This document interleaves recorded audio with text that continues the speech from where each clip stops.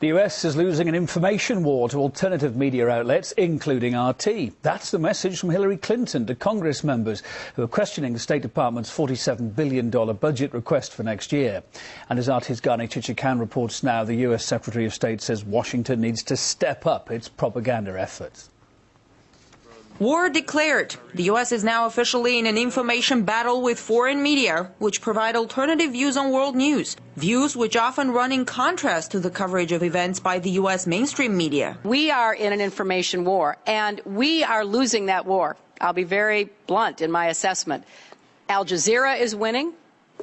The Chinese have opened up a global English language and multi-language television network. The Russians have opened up an English language network. I've seen it in a few countries, and it's quite instructive. We are cutting back. The BBC is cutting back. Some 5 years ago, Western media outlets, including BBC and CNN, had a near monopoly in the coverage of world news. Things have changed since then.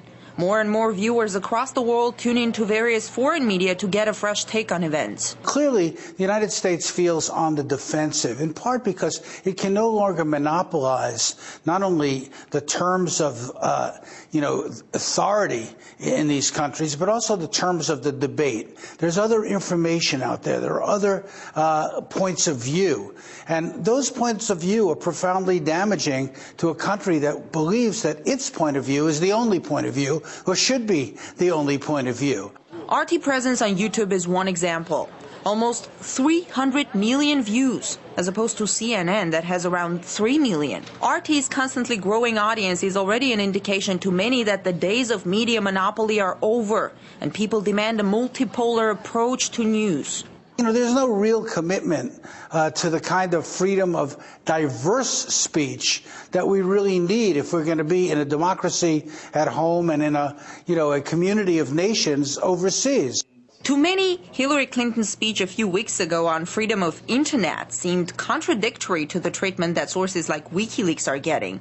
U.S. legislators are now crafting a law that would give the administration increased flexibility to go after WikiLeaks and the likes. And now the administration is seeking more funding to step up U.S. propaganda efforts abroad. During the Cold War, we did a great job in getting America's message out. After the Berlin Wall fell, we said, okay, fine, enough of that. We've done it, we're done. And unfortunately, we are paying a big price for it. Last year, the head of the agency that manages the U.S. government-run Air National Broadcasting asked for more money for his department.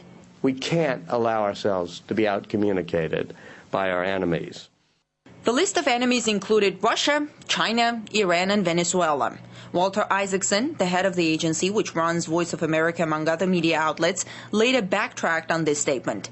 Isaacson's pitch for more funding seemed even more unconvincing, considering his agency has a budget of $750 million. And it's way more than the budget of RT, Iran's Press TV, and Venezuela's Telesur combined. Probably money alone can't provide global media clout. Walter Isaacson's speech last year sent quite a hostile message to foreign media, exposing shortcomings in the U.S. mainstream.